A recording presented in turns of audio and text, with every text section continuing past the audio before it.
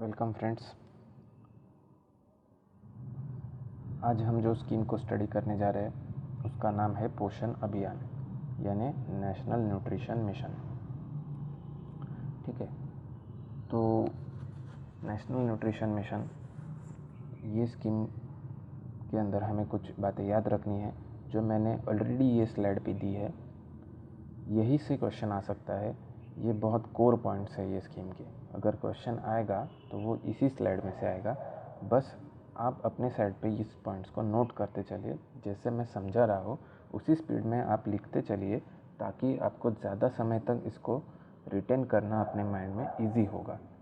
लिखने से ज़्यादा रिटेंशन बढ़ेगा। ठीक है, सिर्फ सुनने से काम नहीं होगा, आपको ये लिखना भी होगा। तो पोषण अभियान क्या है, नेशनल न्यूट्रिशन मिशन। तो सबसे पहली चीज़ हमें इसमें याद रखनी है कि ये नेशनल न्यूट्रिशन मिशन, ठीक है, ये हेल्थ से रिलेटेड है, पर ये मिनिस्ट्री ऑफ हेल्थ के अंडर नहीं आता है। ठीक है, तो ये आता है ministry of women and child development के अंदर।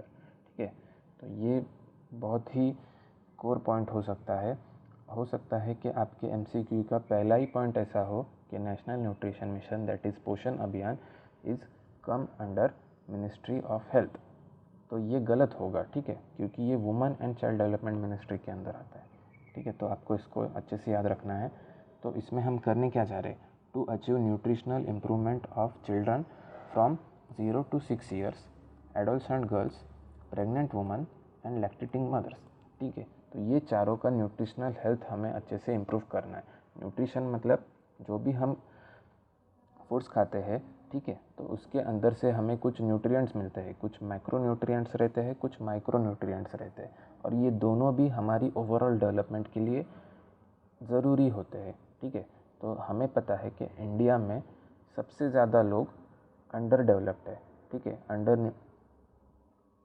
अंडर डेवलप्ड है, तो उन लोगों के अंदर हमें न्यूट्रिशनल स्टैंडर्ड्स को इम्प्रूव कराना है। उसके लिए पोषण अभियान गवर्नमेंट ने लागू किया है। ये 3 ईयर टाइम बाउंड मैनर में चलने वाला प्रोग्राम है, सिर्फ 3 साल तक ही चलने वाला है। ठीक है, it will act as a convergence mechanism of different schemes. तो कन्वर्जेंस मैकेनिज्म क्या है, ये मैंने पिछली स्कीम में भी आपको समझाया था। कन्वर्जेंस मैकेनिज्म का मतलब क्या होता है कि ये कोई नया स्कीम नहीं है या इसके लिए कोई नया फंड रिलीज़ नहीं होने वाला है। तो जो भी एग्जिस्टिंग स्कीम्स है उनको कन्वर्ज करके, मतलब उनको एक पैकेज में दे के, ठीक है, या उनको एक साथ करके अच्छे से इम्प्लीमेंट करवाना, यही कन्वर्जेंस मैकेनिज्म का मतलब होता है।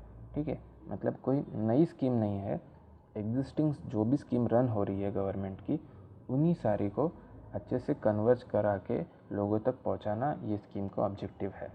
ठीक है, नेक्स्ट पॉइंट क्या है, इन्वॉल्विंग मासेस थ्रू जन आंदोलन। ठीक है, तो हमें पता है कि कोई भी स्कीम सक्सेसफुल होने के लिए peoples participation is the most important thing. ठीक है, जब लोग खुद से सहभागी होंगे, जैसे हमने स्वच्छ भारत अभियान में देखा कि लोगों ने खुद से बढ़ चढ़ कर पार्टिसिपेट किया, तो लोगों ने अगर बढ़ चढ़ कर पार्टिसिपेट किया तो उसका इम्पैक्ट ऐसा रहा कि वो स्कीम से बहुत अच्छे से माइंडसेट चेंज करने में सक्सेसफुल रहा। वैसे ही हम पोषण अभियान में चाहते हैं कि लोग अच्छे से पार्टिसिपेट करें और ये स्कीम कोई स्कीम ना बन के एक जन आंदोलन बने। ठीक है, समझ रहे हो आप। तो ज़्यादा से ज़्यादा अगर लोग पार्टिसिपेट करेंगे तो ज़्यादा से ज़्यादा चांसेस है कि वो स्कीम अच्छे से सक्सेसफुल हो। तो इसमें हम क्या ऑब्जेक्टिव रख रहे हैं, टू रिड्यूस। ठीक है, हमें कम करवाना है। क्या कम करवाना है, तो 4 चीज़ें हमें कम करवानी है, ये भी हमें याद रखनी है।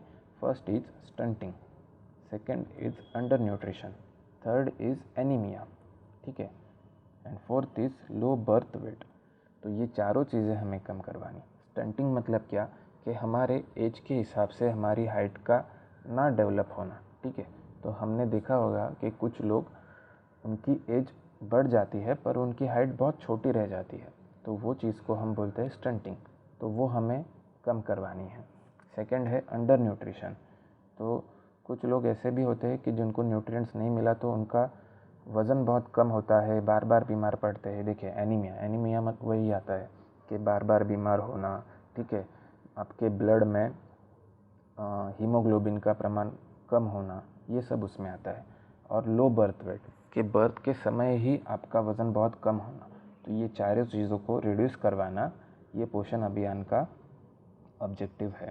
तो ये और कैसे करने वाले हैं, national council of India's nutritional challenge would be set up. तो एक काउंसिल नेशनल लेवल पे बनवाया जाएगा जो इसका मॉनिटरिंग करेगा, ठीक है। तो ये national council on India's nutritional challenge, ये हमें याद रखना है। ये एक बॉडी क्रिएट करने वाले हैं ये स्कीम के अंदर, और इसका चेयरमैन कौन रहेगा, it would be chaired by vice chairman of NITI Aayog. जो नीति आयोग है उसके जो वाइस चेयरमैन है वो इसका चेयरमैन रहेगा, ठीक है। तो ये तो सारा इतनी चीज़ें हैं जो पोषण अभियान के बारे में हमें याद रखनी है। आई होप कि आपने ये सब लिखा होगा। मैं वापस एक बार आपको रिवाइज करा देता हूँ, वापस एक बार पढ़ लेते हैं ताकि आपके दिमाग में अच्छे से फिट हो जाए। पोषण अभियान, उसको ही हम बोलते हैं नेशनल न्यूट्रिशन मिशन।